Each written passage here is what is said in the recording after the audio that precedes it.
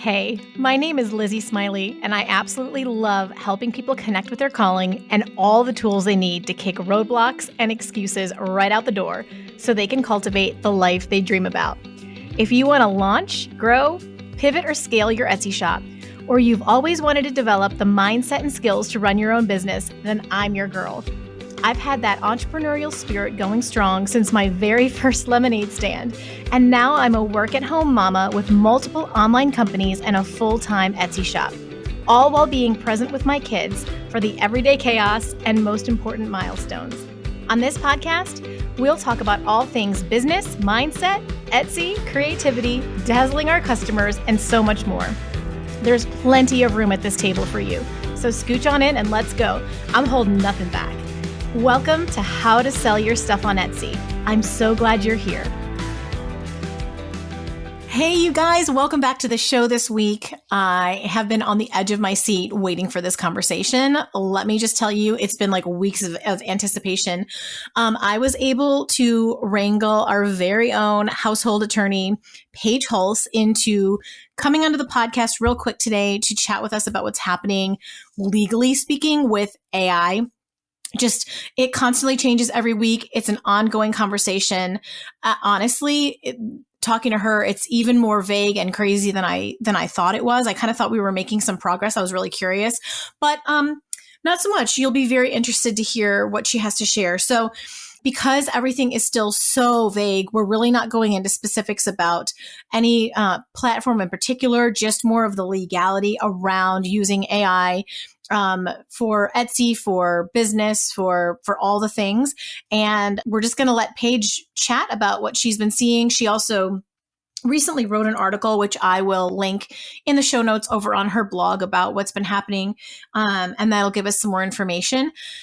So yeah, I'm just going to let her go, let her talk, let her cover the news around it. And it's going to be an ongoing conversation. I'm going to warn you right now. We don't have good answers. Like the bottom line is going to be, we don't know yet, but it is very interesting watching it unfold and hearing, the best little bit of advice and suggestions we can for where it's at right now. I think it's a really exciting and interesting time. And I don't know, there's so much around it. Hey, you guys, I'm interrupting as I sometimes often do with a quick announcement that has come up since the time of recording with Paige. And it is that I am going to run a live group coaching call for anyone who would like to join on Thursday, December 14th from 6 to 7:30 p.m. Central Standard Time. It's only going to be $37 to come. You can ask questions. I can do a shop review for you. You can get some business coaching or some mindset coaching if you need it, or you can just listen in and learn from all of the feedback being given to the other people. So this has come out of two places. One, a lot of you would really like some one-on-one help, but paying for a solo hour with me for $147 isn't necessarily doable budget-wise, whereas $37 is much more palatable for people to be able to get the little bit of help that they need. And then the second thing is, when I did that live AI workshop, we had such a great time just being real time together. It was an absolute riot. And so it kind of stoked something in me where I was like, I want to try this. So we're going to start with one, see how you like it, see how it goes, see what the interest is. And if it's a smashing success, maybe we will turn it into a regular thing and or a membership kind of thing. I will wait to see what you all think. But if you would like to come to next week's first ever live group coaching call, again, Thursday, December 14th from 6 to 7:30 p.m. Central Standard Time. Yes, it will also be recorded. You can go ahead and grab the link in the show notes to sign up for that and get all of the details you need. One little caveat. I learned the hard way from the AI workshop that when you sign up, if you don't click to subscribe to the emails, you will not get the emails with event notifications and reminders. And that, as you can imagine, threw a wrench in for some folks. So consider hitting that. You can always unsubscribe later. I will not spam you, and I will not be offended if you jump off the list right after the event. I just don't want you to miss on the event emails. So I hope to see a whole bunch of you at that event. I can't wait to see and geek out with you. And okay, that's a wrap. Let's talk to Paige. Without further ado, I'm going to welcome Paige on here, and we're going to have a quick conversation today because it's like weighty and legalese and all of that. But Paige, thank you so much for being here with us. I'm so excited to be here and talk to you about this wild west of AI and intellectual property. And there's at the time of our recording with this, we don't have that many answers when it comes to where we're at from a legal perspective. So what I'm going to be talking about today is I guess we could say the state of the union of literally where we're at with AI laws. If it sounds like I'm being vague, please know that I'm not intending to. That's just literally how vague everything is right now. So I'll go ahead and obviously stop me at any time with any questions. Oh, you know I will. No, we can rely on you, Lizzie. Okay, so I'm going to start with something with one ruling that made headlines a couple weeks ago now. But in October, President Biden issued an executive order that was that he refers to as a landmark act or landmark action in the world of AI, which could or could not be true. The reason why I say that is because it states, and we had a lot of entrepreneurs freaked out about this initially, because this executive order stated that anything created with AI, that language was almost that broad. Okay. Anything generative AI that creates synthetic content, including images, videos, audio clips, text, etc., would have to have a watermark. That creation would have to have a watermark indicating that it was created with AI. Okay. So then entrepreneurs were, you read that executive order, you hear about it on the news, you start freaking out because you're asking really good questions like what do we actually consider, like when we define define it at this point, define it. Where isn't it? Like let's just start with the first issue of what would that watermark look like? How big does it have to be? What does it have to look like? How often do we have to use it? I mean, there are so many questions you could ask about that the executive order doesn't answer. Yeah, sure. Then you also, the real question, and this is the heart of every question that we're asking when it comes to AI, is what percentage of AI contribution when creating a work, what percentage of AI contribution tips the scales so that content is then considered to be created by AI rather than something that's created by both a human and AI? AI. Uh-huh. Yeah, it's hard to even articulate this because it's such a weird concept to even think about. But I'll give you a practical example. I have a client who I'm copywriting an app for them. When you copyright an app, you have to copyright every element of the app. So photos, the actual copy, the code, the development on the back end. I mean, it's a very complicated filing. They used ChatGPT for 10% of the copy on the app. The Copyright Office, and I'm kind of jumping ahead a little bit, but the Copyright Office, as it stands right now, has stated that you have to be a human in order to get a copyright ownership or a copyright registration over anything that you apply for. So when we look at my client's app, which again has all of these, I mean, such a myriad amount of elements and took years to build, and is truly a brand new concept, an app that is unlike anything on the market. If 10% of the copy of the app, which let's say the copy constitutes 30% of the app itself, if only 10% of that 30% is created in association with AI, is her work considered not copyrightable, like human, or or do we have to say no, that's an AI generated work? Those are the really difficult questions that where's the line? That's what entrepreneurs are facing right now. So coming back to this executive order, and this is the last thing I'll say about this, because it does not impact entrepreneurs. It does not impact small business owners. It will only impact governmental agencies. We don't know when that's going to happen. Okay. The reason though why I still mention that is because I think that this will be a framework that courts base decisions off of that will build up our case precedent. And not just courts, but also the Copyright Office itself. So right now, the Copyright Office, literally as we're speaking right now, the Copyright Office has issued a public comment. The notice period just closed about 2 weeks ago. Literally, essentially, like polling polling the public and asking more than 30 questions about what creators consider to be actual like human creations, what when it comes to rights of publicity, what should be considered, like if you're using a photograph of somebody famous and using AI to, like if somebody famous or just somebody's appearance or likeness appears in that photograph, but it's AI generated, what type of publicity rights do we have? What constitutes misappropriation of those types of rights? They're asking a lot of questions. But the meat of what they're asking right now is how much AI is permissible contribution in order to copyright the work. So again, going back to my client's example with the app, if she's using just 10%, or if just 10% of the copy is created by ChatGPT, is that that's so low? That's so small. Keep going. It's just so small. Yeah. And they kind of, this is just my peanut gallery opinion, take it for what it's worth. But the Copyright Office kind of came out swinging pretty hard when it comes to AI findings, when they said that everything had to be created by a human. Because now it's very clear, like you and I were talking offline, it's clear that it's not necessarily, I don't think it's going to be possible for every single work to truly be created by just a human.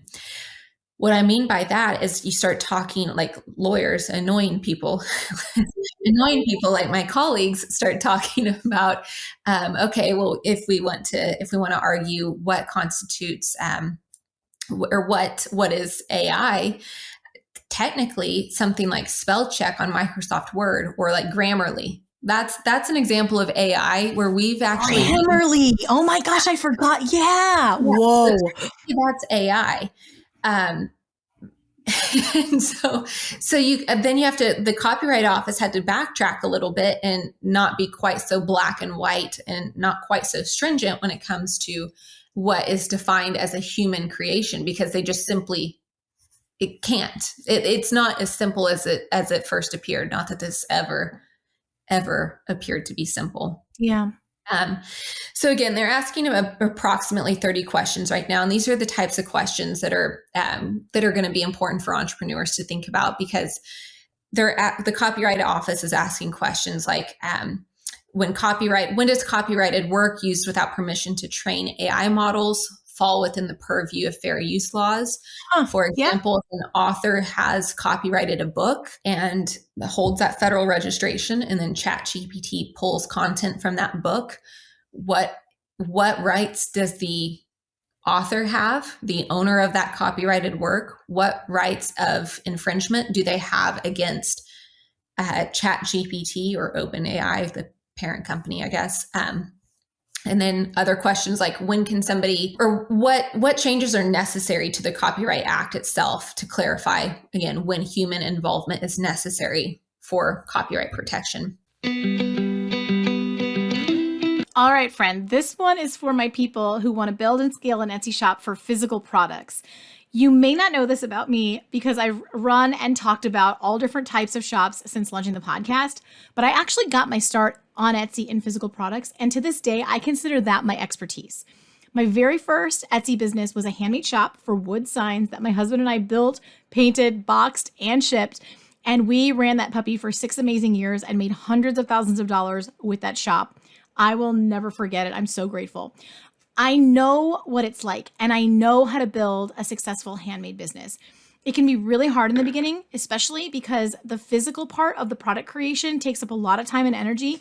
And then you have to pair that with like having to develop the actual skills of getting people to buy them. It's a whole different mammoth of a ball game. So if that is you, you're planning a physical product shop, or you've got one that's not getting the results that you want, you need my flagship Etsy course. It's called Listings That Sell 2.0. And I will literally teach you everything I know, every secret up my sleeve, and the entire strategy that I used. And now hundreds of other students have used as well to get sales on Etsy. We're going to talk about how Etsy works and how to leverage the algorithm, how to find pockets of demand so that you don't list your products and just get crickets. I'm going to teach you everything about SEO, or search engine optimization, which is just a fancy way of saying I'm going to show you how to use the right words on your listings to make sure that they get seen by shoppers. We're going to talk about product photography tips, shipping, pricing, shop setup, legal and tax basics, and so much more. You're also going to get access to my private student Facebook group, which I am in every single day answering questions, and we support and celebrate each other all the time. So, bottom line, if you want to make this Etsy thing work for you, I have over 20 hours of training waiting for you so you can master the Etsy marketplace or fill in any gaps of knowledge that you need. Or if you are strapped for time, which is 100% where I'm at right now, and you just need the bottom line, I've provided a fast track roadmap so you can get through the most critical lessons in under 5 hours. If you are ready, let's do this together. I'm going to hold your hand. You can visit the link in the show notes to learn more, and I will see you on the inside. Something else, I'm talking very fast, so stop me. Oh, hey, they can hang. They listen to me every week. You're fine. Well, and there are also, like I said earlier, there are major questions right now about rights of publicity as well. In the Senate intellectual property subcommittee held a hearing on this, and there were some individuals that testified asking, again, what legal rights, if any, currently apply to AI generated models or material that includes the name, likeness, or vocal likeness, or visual like appearance of an individual. Those are obviously really, really great questions.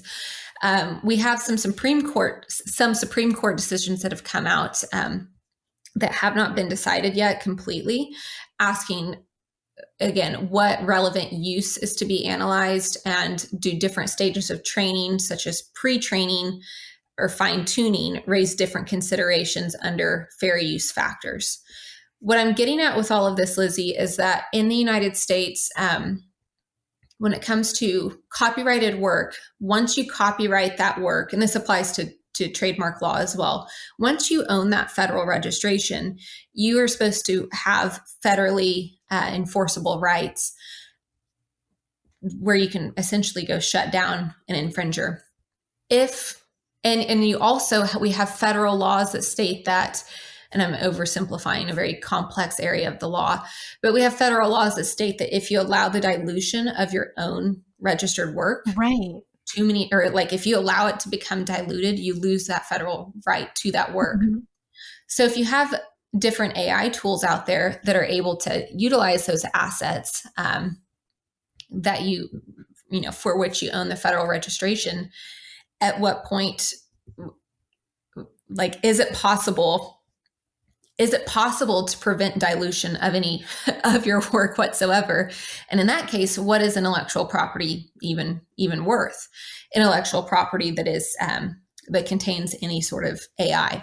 Mm-hmm. There's a quote, I rarely do this, but there's a quote that I really appreciate from my nerdy legal perspective, from a professor at Albany Law School, who raised a very good, good old Socratic method, raised a very, very good question about this. So in the United States, in order to copyright a work, you have to both be the owner of the work and the author of the work. That is a critical point. You have to be the owner and the author.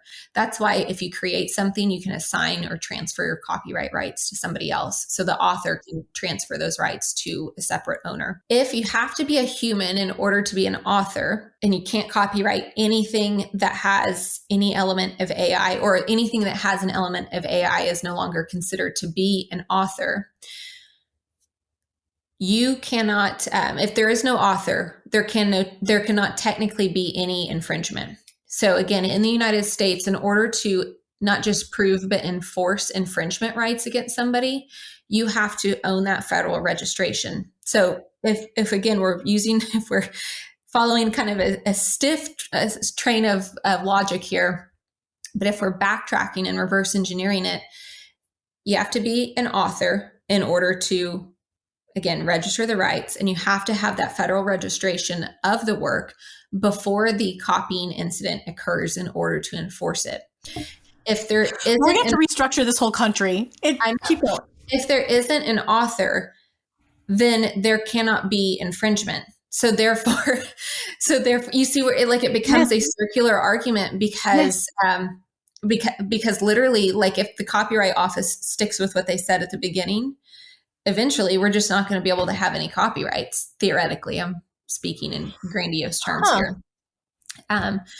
It's a very, again, it's a kind of a circular issue to have to discuss. But at the end of the day, I hate to be this general about saying it, but we are at such a Wild West moment when it comes to AI and when it comes to intellectual property laws. The courts literally do not know. Like, the courts are trying to figure this out right now. And again, not just the courts, but the federal government's trying to figure it out as well. As I say to any client, any call that I'm ever on, anytime we're looking at how to handle our business legality, we have to look at it from a legal perspective, and we have to look at it from a business perspective. So since we don't have that many answers when it comes to the legal perspective of AI and intellectual property ownership, let's be smart and let's really hone in on that business element. What I mean by that is that I know without a doubt that if we're stuck in the quagmire of asking what AI generated rights can be copyrighted or trademarked, what rights you can get a federal registration for, or what creations you can get a federal registration for. While everybody's arguing about that, and while, as we're trying to figure that out, as business owners, if you have an asset that you know that you want to register, that you know that you want to be able to take action on if somebody were to infringe upon that work, and take the extra step to ensure that that work is completely 100% your own and that you've created it yourself. For example, I spent this weekend using, and I'm not saying don't use AI. I want to be very clear about that. I spent all weekend using AI for something I'm creating right now, but I'm using it as a framework. That's not going to be the actual asset that I end up registering. The reason for that is because I pray to God I'm being smart. But the reason for that is because I want to be able to register the intellectual property for what I'm creating. And I want, anytime I'm registering the intellectual property and anytime I'm building a business, I'm always looking, hopefully at least 3 steps ahead, but looking at how I can sell it someday. Yes. If I want to sell the company, every company needs to be, like, you have to build your company to be sellable, because at some point in time, you are going to exit the company. Like, that's just the truth of the matter. So every company must be built to be sellable. That means in order to be a prudent business owner, I want to make sure that every asset that I want to register is something that I actually own. And if more and more, not just competitors, but if more and more businesses are using AI to partially contribute to these creations or these, I'll just say creations, whatever item that they want to register. And if there's a question about whether or not those assets are going to be able to be registered, I know that what I'm creating as a human, which again sounds weird, but what I'm creating as a human is going to carry such an inherently higher value and add to the actual literal valuation, the bottom line of my company, if I ever do decide to sell that asset or license out that asset. I've already set myself up to be in a position where I can do so at a higher value, because at a worst case scenario, it'll be one of the few assets that actually could carry a protectable federal registration. Wow. So do you mind if I ask a couple of just follow-up questions to bring us home for Etsy people, or do you have something else you need to say right there? No, that's good. Ask your questions. Y'all, I don't know about you, but the legal stuff surrounding business really intimidates me. It's not fun. It's not easy. And I generally just want to shove my head in the sand like an ostrich and hope it will go away and nothing bad will ever happen. But the truth of the matter is that we're business owners now, and that is so cool. And it takes so much courage and effort. And it would be absolutely devastating to lose it all and more, like maybe even our homes or our family's well-being, because we didn't take a few precautionary steps in the front end to set up our business correctly. So whether you're just getting started on Etsy or you've been selling for years now but never quite got around to the legal setup, I want to make sure you know about attorney Paige Hulse and her creative law shop. Paige used to be an Etsy seller just like us, which I freaking love because she gets us, she understands the nature of our business and the Etsy platform so well, like so much better than, some local attorney who maybe understands like, general law. She's the one person that I trust for myself and that I trust to take care of you guys for like any entrepreneurship needs. Like, or by the way, equestrian as well. If you happen to be a horsey person like she and I are, she's got a specialty there as well. So first off, I want you to know about some free resources.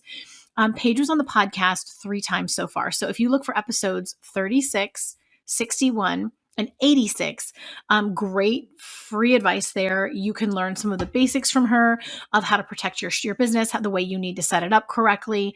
She's an absolute doll and she's smart as a whip.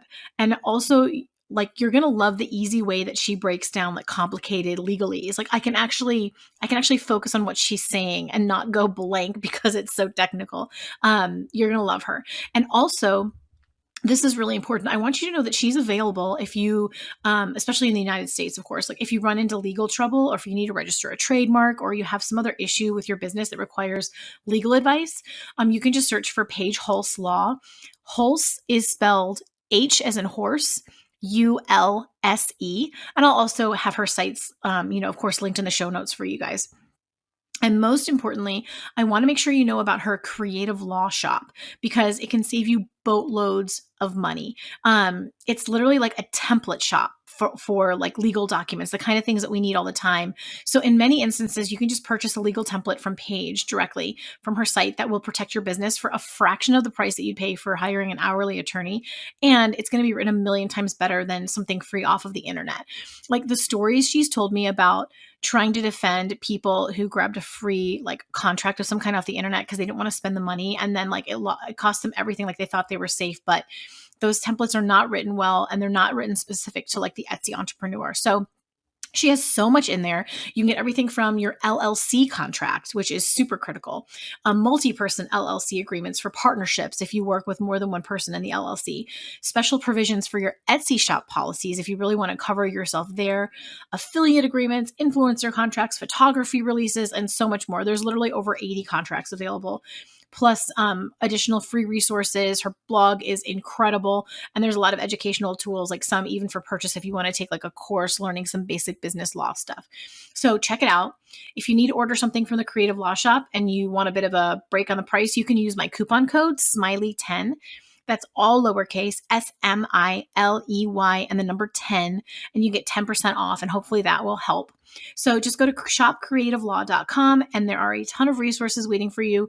My hope and prayer is that you'll never need to fight a legal battle, but just like we have fire insurance and car insurance for a reason, setting up your business the right way now can save you from a lot of pain later. So I really trust Paige to help you out. Yeah, let me just because so first of all, Etsy, you can't legally sell an Etsy shop, but you can sell the assets of what you've created in it, like, or if you build out any other part of your business. So I want to make sure people understand the relevancy there. Like, even though I can't sell my shop, I could sell all of the intellectual property I create in it if I have registered that intellectual property. Is that accurate? Yeah, close enough. Like if I have 1,000 listings, let's talk about my sign shop. I made all these signs. I never copyrighted them or anything formal. I had a ton of them. Could I have gone ahead and sold those? Could I have sold the designs? Yes, without doing obviously like background due diligence. Yes, you could. I actually have helped people. It's that we're getting into different conversation around mergers and acquisitions. It is technically possible to sell. You can't literally sell like the storefront of that Etsy shop, but the assets that you create and the content in the name of the business and those types of things. Yes. So that's why it matters. Like that's why it matters to Etsy sellers. And then the other two pieces that I want to make sure that I like to always like bring this really direct to my listeners because we've been talking. I mean, I want to geek out with you on the law all day long, but I don't want them to glaze over. So there's the factor of what I have created in my Etsy shop. Can I copyright my own work that I've created? Which that's what's being discussed right now in the AI discussion. And then there's the other factor of if I'm using AI to create things, am I violating someone else's intellectual property? And so those are the different ways that, to me, this is affecting us as Etsy sellers. And if I'm going to like summarize what you said, and I also want to make sure everyone knows that nothing Paige has said here is legal advice. This is just a general conversation for educational purposes.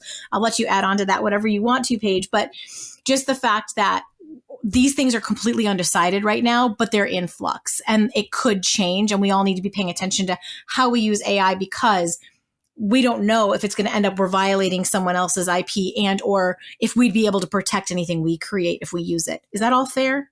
That is all fair. I'm going to add one note to that in addition to thank you for reminding me of my disclaimer there. This is all literal for educational purposes because we don't have a specific law to talk about yet. But if anybody has any follow-up questions, refer to an attorney in your jurisdiction. Don't take this as the cold hard truth when it comes to the legalities. But while we're in this gray zone, here's what smart lawyers are doing. Or here's what, I don't know if smart was maybe the correct adjective, but we'll say savvy, proactive lawyers are doing.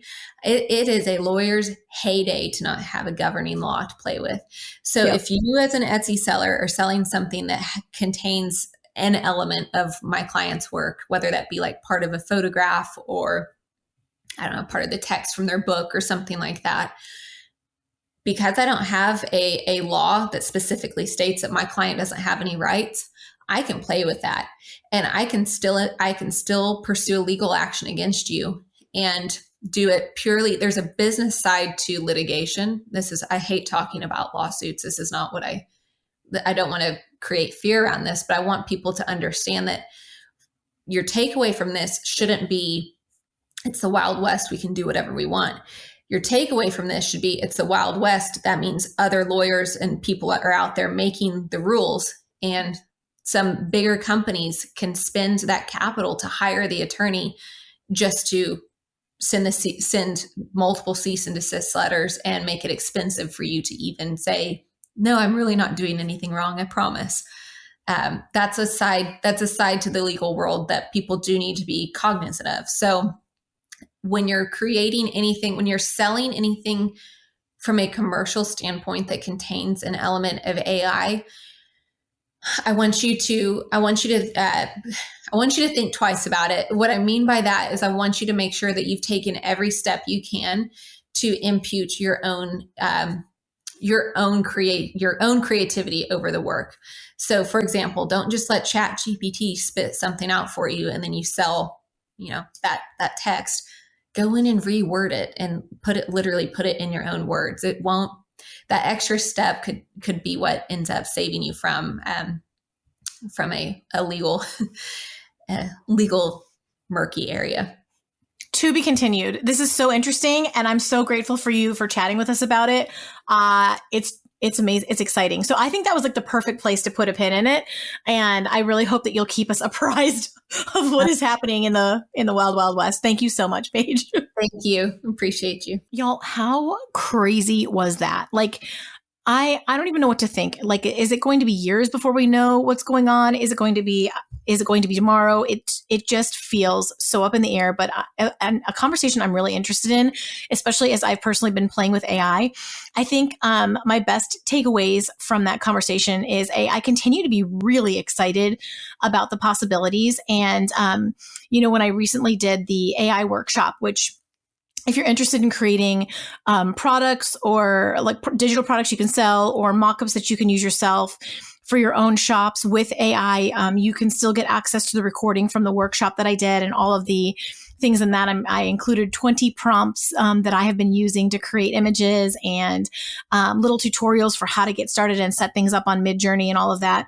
But I think, one of the main things that I taught in there and that I will continue to emphasize, which just tacks on to what Paige said at the end there, is just to, when you can, really modify the images that you're using, because that's going to be your best bet for either being able to protect the piece of work, assuming we even can down the road, but also to protect yourself from someone claiming that you have an infringement.